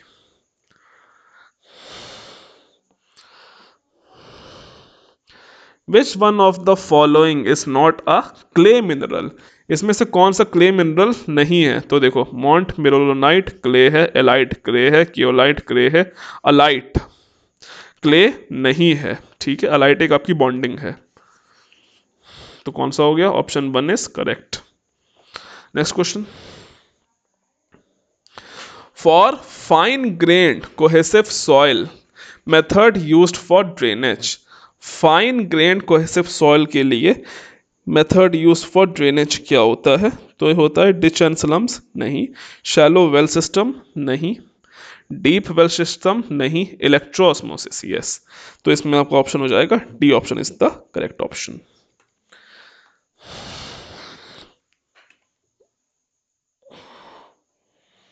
Next question, in which soil structure are the particle arranged more or less parallel to each other? LMRCA, Lucknow metro rail corporation assistant engineer 2017 first shift में ये सवाल पूछा गया था आप लोगों से कि in which soil structure are the particles arrange more or less parallel to each other. तो पैरेलल किस में होते हैं?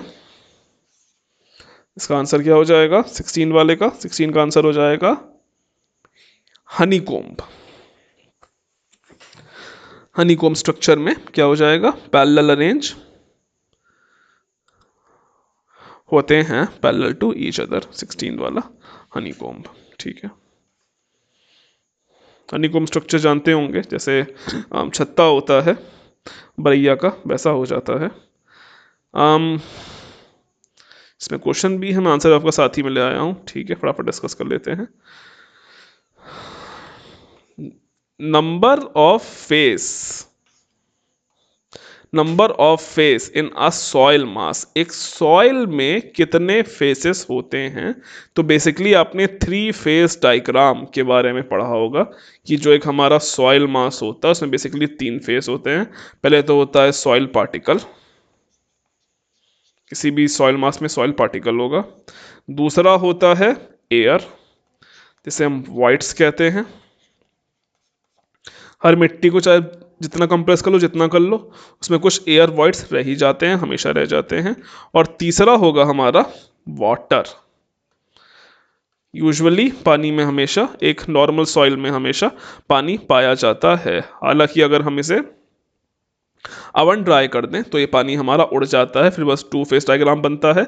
लेकिन एक नॉर्मल में हमेशा हम इसको as a three phase diagram मान के चलेंगे। तो इसका ऑप्शन हो जाएगा answer C is the right option, that is three phase diagram. पढ़ा भी होगा आप लोगों ने, बहुत ही फेमस है three phase diagram, three phase diagram. तो ये वही थ्री फेस डायग्राम की बात हो रही है। The porosity of a soil sample is 35% and the specific gravity of the particle is 2.7, the dry density of the soil particle। तो basically हमसे ड्राई डेंसिटी पूछा गया, यानी कि गामा डी पूछा गया है। सोल्यूशन हमारे पास है, गामा डी का ये फॉर्मूला होता है, gamma D equals to G gamma W upon 1 plus E. Porosity हमें दी गई है, हमें वॉइड रेशियो दिया गया है। वॉइड रेशियो से हमें क्या पता चल जाएगा? वॉइड रेशियो से हमें नहीं, हमें यहाँ पे पोरोसिटी दी गई है, तो पोरोसिटी से हमें वॉइड रेशियो पता चल जाएगा। मैंने आपको फॉर्मूला बताया है, वो वॉइड रेशियो निकालने के बाद आप इस फॉर्मूले में धर देना इसकी सारी वैल्यू, आपके पास आंसर आ जाएगा। ये किस में पूछा गया है? RPSC, Rajasthan public service commission, GWD AEN assistant engineer का एग्जाम में ये हमारा पूछा गया है। तो आई होप ये क्वेश्चन भी आपको समझ में आ गया होगा। अगला क्वेश्चन फटाफट सॉल्व करते हैं।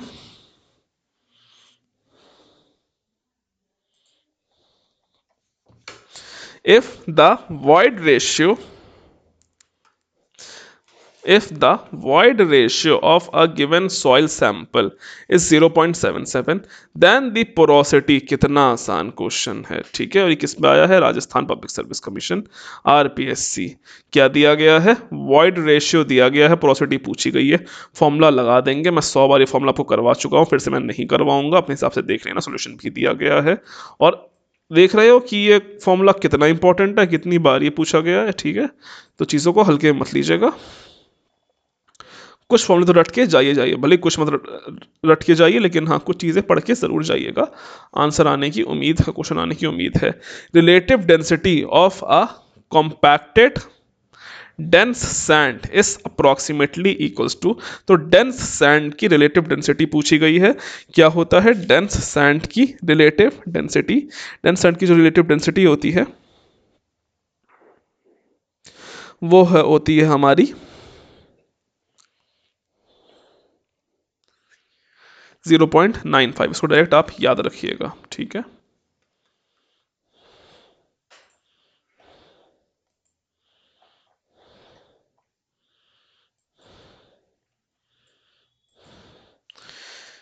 A soil has a bulk density of 22 kilonewton per meter cube and water content 10%, the dry density of soil। तो हमें सॉइल की बेसिकली ड्राई डेंसिटी पूछी गई है। तो सॉइल की ड्राई डेंसिटी कैसे निकालते हैं? मैंने आपको बताया है, gamma D equals to gamma B upon 1 plus W, सारी वैल्यू धर देंगे। बल्क डेंसिटी गामा बी 22 दी गई है upon 1 plus W, water content 10%, 10% का क्या 0.1, तो ये 23 अपॉन 1.1, सॉरी 22 अपॉन 1.1। सॉल्व कर लेंगे, आंसर क्या आ जाएगा? 20 किलो न्यूटन। ठीक है, समझ में आ गया होगा। डायरेक्ट फॉर्मूला है,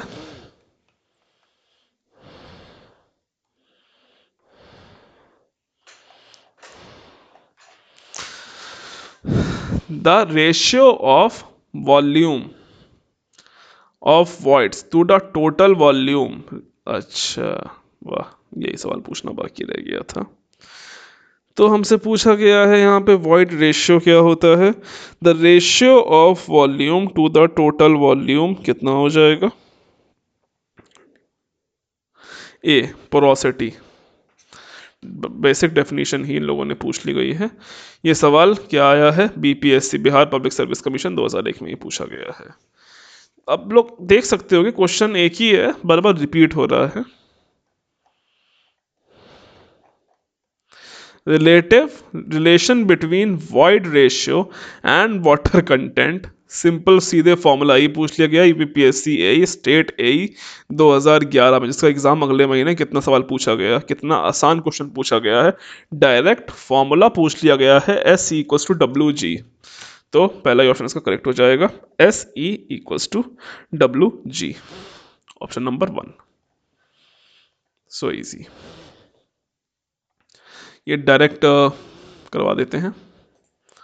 A soil sample has a void ratio 0.8, moisture content 25%, specific gravity G equals to 2.68, the saturated density gamma sat of the sample, gamma sat का फॉर्मूला क्या होता है? गामा सैट का फॉर्मूला होता है गामा डब्ल्यू अपॉन जी plus ई upon 1 plus ई।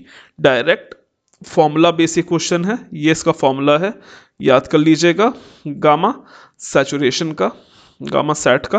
ठीक है, अब सारी वैल्यू धर दोगे, आंसर आ जाना है। ये इसका दिया गया है। ये क्या पूछा गया? UPPSC state A 2008। A dry soil sample has equal amount of solids and void by volume, it's void ratio and porosity will be. तो वॉइड रेशियो और पोरोसिटी पूछा गया है, और ये जो आपकी सॉइल है ये ड्राई है। A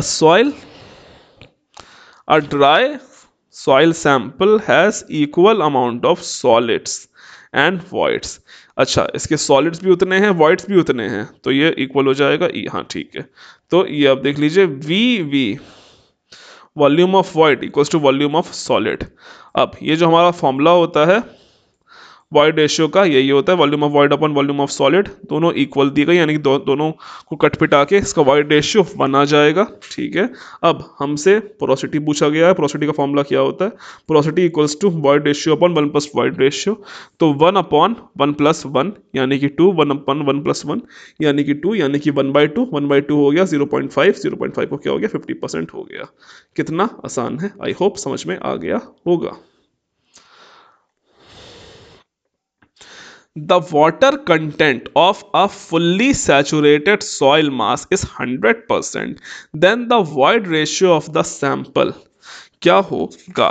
void ratio of the sample हमसे पूछा गया है। If the water content of a fully saturated soil mass is 100%, अच्छा, water content fully saturated soil is 100%, ठीक है। Then the void ratio क्या होगा? तो void ratio बेसिकली इसमें होगा ही नहीं, तो एक तरह से हम लोग कह सकते हैं equal to the specific gravity of soil. तो ऑप्शन नंबर 20 का करेक्ट हो जाएगा। प्रूफ करना है,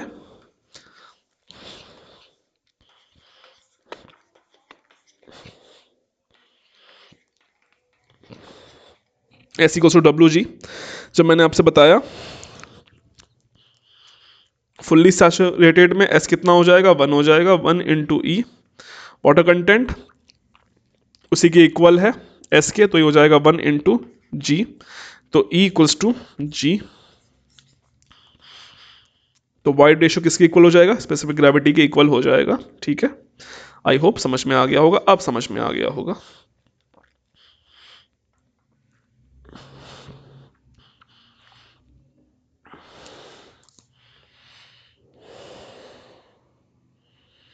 डायरेक्ट क्वेश्चन पे है, फॉर्मूले पे है, रख के आ जाएगा।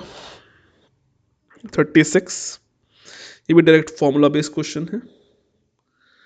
Select the non dimensional parameter of the following. अच्छा, इसमें से किसकी कौन सी यूनिट डायमेंशन लेस होती है? तो ये काफ़ी अच्छा क्वेश्चन है। ये आया है हमारा उत्तराखंड कंबाइंड एई। तो उत्तराखंड यूकेपीएससी में ये आया है, 39 वाला है। इसमें इसका कौन सी डायमेंशन लेस पैरामीटर है? तो मैलिंग्स कोफिशिएंट की होती है, एंगुलर वेलोसिटी की भी है, स्पेसिफिक वेट की भी है। हाँ, स्पेसिफिक ग्रेविटी की कोई यूनिट नहीं होती है। इस बात का ध्यान रखिएगा, ये आपका यूनिट लेस होता है। तो इसका आंसर क्या हो जाएगा? आंसर इसका 1 हो जाएगा। ठीक है,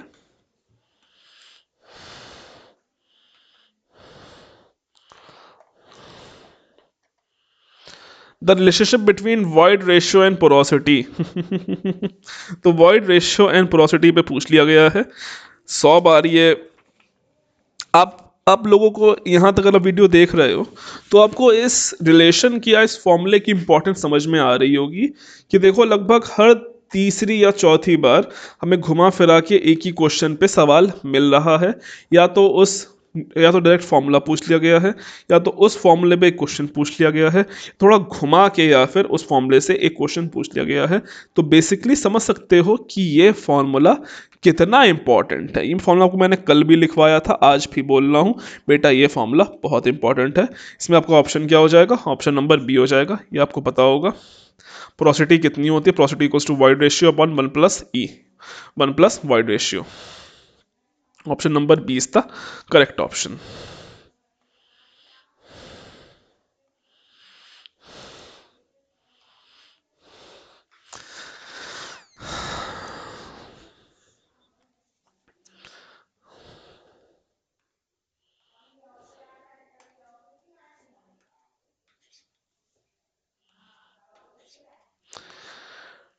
density index of a soil is denoted by, तो डेंसिटी इंडेक्स क्या होता है, E max minus E upon E max minus E minimum. तो इसका क्या होगा,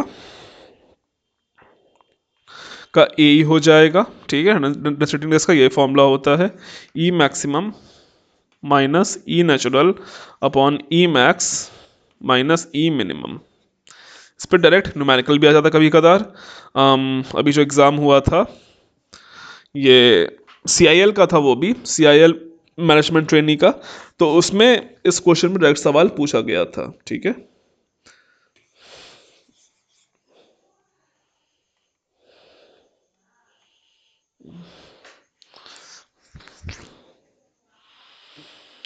if the porosity of a soil sample is 40% the void ratio. तो देखो सिंपल, फिर वही एक ही क्वेश्चन, वाइड रेशियो दिया गया है, हमें यहाँ पे पोरोसिटी दी गई है और वाइड रेशियो पूछ लिया गया है। तो फिर वही फॉर्मूला, इस बार इन्होंने किसके टर्म्स में पूछ लिया है, इस बार पूछ लिया गया है वाइड रेशियो टर्म में, void ratio equals to porosity upon 1 - n। Value धर देना, कितना दी गया 40% को कन्वर्ट कर लोगे तो ई इक्वल्स टू 0.4 अपॉन 1 - 0.4, तो ये हो जाएगा 0.4 अपॉन 0.6, तो ये हो जाएगा 2/3। इसको जब हम सॉल्व कर लेंगे तो ये आ जाएगा 0.66, यानी कि 66%, यानी कि आपका अप्रॉक्स किसके आसपास हो जाएगा, ये 60% के आसपास हो जाएगा। तो ठीक है, आपको समझ में आ रहा होगा। अब क्योंकि 66 नहीं दिया गया है, तो जो हमारे पास दिया गया है नन ऑफ द अबव हो जाएगा। 66 हमारा आंसर आ रहा है, कहीं दिया गया है नहीं, D option is the correct option, क्योंकि नन ऑफ द अबव हो जाएगा। 60 मत करके चले आना, डिफरेंस है। ठीक है,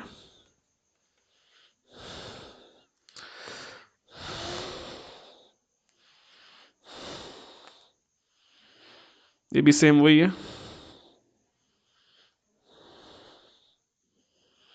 ये भी सेम वही आईडी के फॉर्मूले पे भी जो मैंने बताया, ई max minus E upon E max minus E minimum. इसमें न्यूमेरिकल पूछ लिया गया है, सॉल्व कर लेना, उत्तराखंड ए में आया है। ठीक है, the maximum possible void ratio for a uniformly graded sand of perfect sphere grain क्या होगा।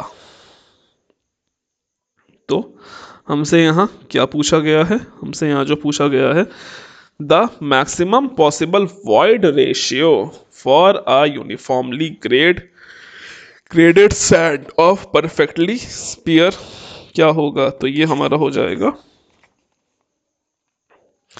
इसको डायरेक्ट आप याद कर लो, इसका जो डायरेक्ट आंसर होगा वो आपका होने वाला है डी, यानी कि 47.67, ये आपको डायरेक्ट याद रखना है।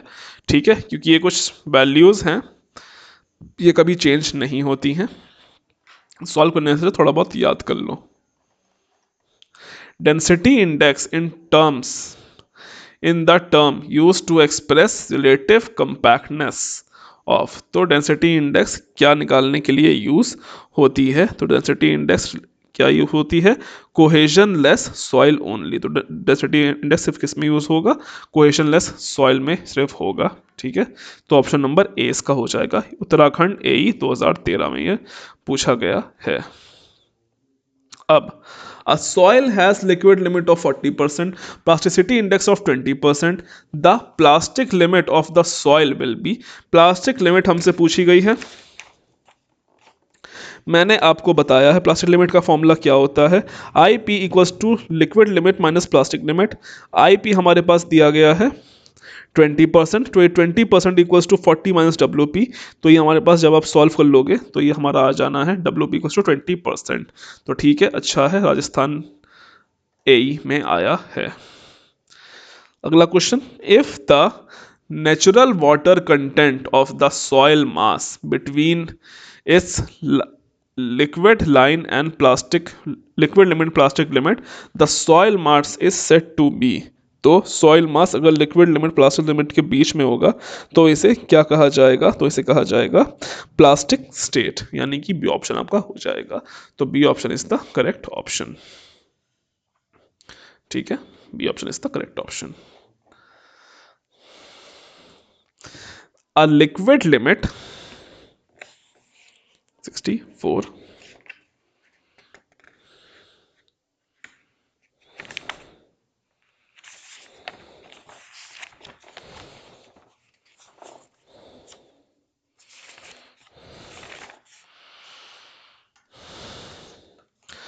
a liquid limit of a soil mass is 20% and the plasticity limit is 25%, then the plasticity index क्या हो जाएगा, तो प्लास्टिसिटी इंडेक्स पूछा गया है, I P equals to W L minus W P, ये हमको फॉर्मूला पता है, ये फॉर्मूला लगने के बाद क्या हो जाएगा, I P is always greater than equals to 0, हमें एक चीज़ पता चल जाएगी, तो 5 नहीं होगा, -5 नेगेटिव भी नहीं होगा, हाँ 0 हो जाएगा, I P is always greater than equals to 0, यानी कि C option is the correct option.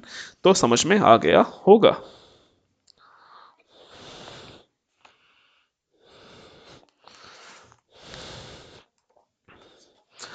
The water content in a soil sample when it's continue to lose weight without losing the volume is called, तो इसका answer क्या हो जाएगा हमारा, इसका answer हो जाएगा हमारा ए, shrinkage limit.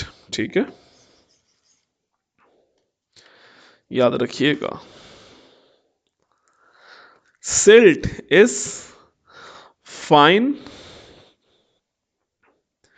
Grand soil with, silt का क्या होगा, तो जो आपका सिल्ट होगा ये बेसिकली सबस्टेनियल हो जाएगा, सबस्टेनियल प्लास्टिसिटी होती है सिल्ट की। तो अगला, if a soil is dried beyond its shrinkage limit this sample will show, अगर एक सॉइल को उसकी प्लास्टिक लिमिट से ज़्यादा सुखा दिया जाए तो वो क्या होगा, बेसिकली उसमें कुछ चेंज नहीं होगा। अगर मिट्टी में से सारा पानी निकाल दोगे तो क्या होगा, जितना सुखा वो उतने की उतनी ही रहेगी, तो बेसिकली क्या होगा, no volume change, option number A आपका करेक्ट हो जाएगा।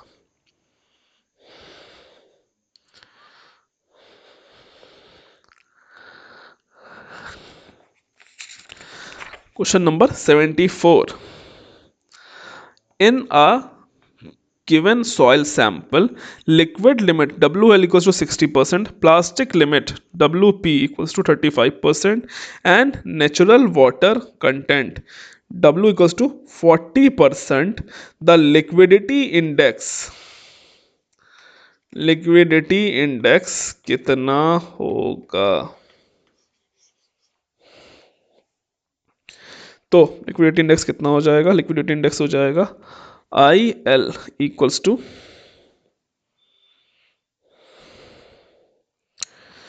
W minus W P upon I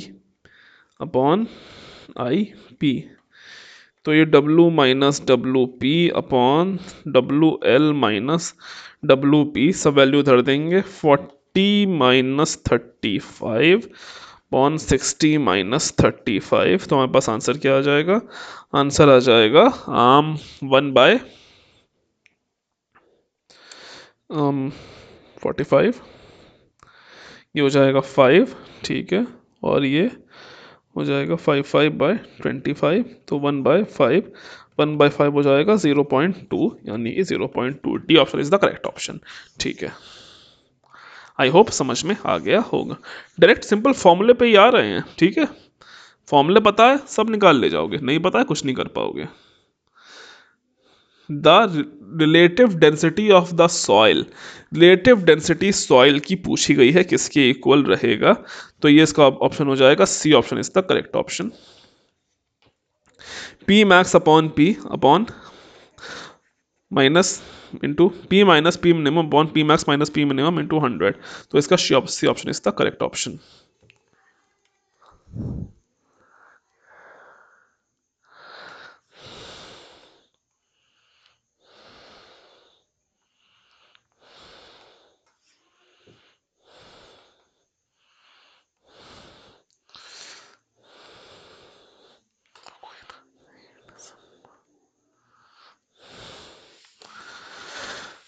The void ratio of a meniscus soil sample in densest and loosest state is 0.4 and 1.2 respectively. The relative density of the soil for the in place void ratio 0.6 will be 0.6 का क्या हो जाएगा void ratio, तो ये formula आपको दिया गया है IP equals to E max minus E minimum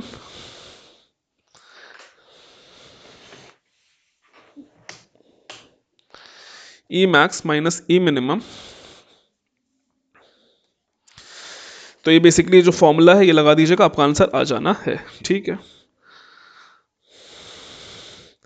the पाइकोमीटर is use to, एक जो पाइकोमीटर होता है वो किस लिए हमारा यूज किया जाता है, तो a pycnometer is use to determine सी water content and specific gravity. मैंने इस पर एक्सपेरिमेंट भी किया है, तो ठीक है। पाइकोमीटर वाटर कंटेंट और स्पेसिफिक ग्रेविटी इन दोनों को ही निकालने के लिए किया जाता है ज़्यादातर। फिर भी साइट पे बता देना चाहता हूँ, स्पेसिफिक ग्रेविटी के ही काम आता है, वाटर कंटेंट की कुछ खास काम ये नहीं आता है, क्योंकि इतना निकालने की ज़रूरत नहीं पड़ती है। वाटर कंटेंट ऑलरेडी हमको पता होता है, ड्राई वाला मेथड यूज़ करके हम लोग निकाल लेते हैं वाटर कंटेंट क्या है, ठीक है। Hydrometer analysis is based on, तो हाइड्रोमीटर का जो एनालिसिस है वो किस पे बेस्ड है, is based on strokes law, ठीक है। तो स्ट्रोक्स लॉ हो जाएगा, ठीक है। चलिए फिर, स्ट्रोक्स लॉ दस नॉट होल्ड, स्ट्रोक्स लॉ कहाँ वैलिड नहीं होता है, तो ये आपका वैलिड किस पे नहीं है, ये आपका ए, यानी कि 0.2 जो आपका पार्टिकल का साइज 0.2 से ज़्यादा होता है उस पर स्ट्रोक्स लॉ वैलिड नहीं होता है। तो इस बात पे ध्यान रखिएगा, बीपीएससी एई में आया है। तो आई थिंक आज के लिए सवाल ख़त्म हो गए हैं। एक सवाल बचा है, अभी थोड़े बहुत और हैं। 107, for a soil the water content where further loss of moisture will not occur in resultant in any more volume reduction is called, तो ये क्या होगा 107 का,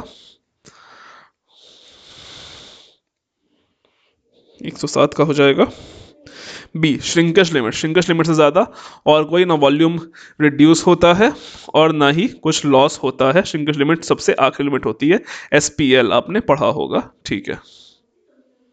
तो ये आज के साथ हमारा, इसके साथ हमारे सारे क्वेश्चन समाप्त हो गए हैं। तो इसी के साथ ठीक है, थैंक यू। अगर अभी तक वीडियो देख रहे हो तो सच में थैंक यू। आप लोग करीबन 1-1.5 घंटा मुझे हो गया है, तो अभी तक मेरे साथ बने रहे हो, थैंक यू। रोज़ ऐसे ही चलेगा, आदत पड़ जाएगी, नहीं पड़ी है तो। बाकी अभी के लिए, आज के लिए इतना ही। कोई प्रॉब्लम हो तो कमेंट कर देना क्वेश्चन पे, कल उसको सॉल्व कर लेंगे, डिस्कस कर लेंगे। तो ठीक है, अभी के लिए इतना ही। Thank you and God bless all of you.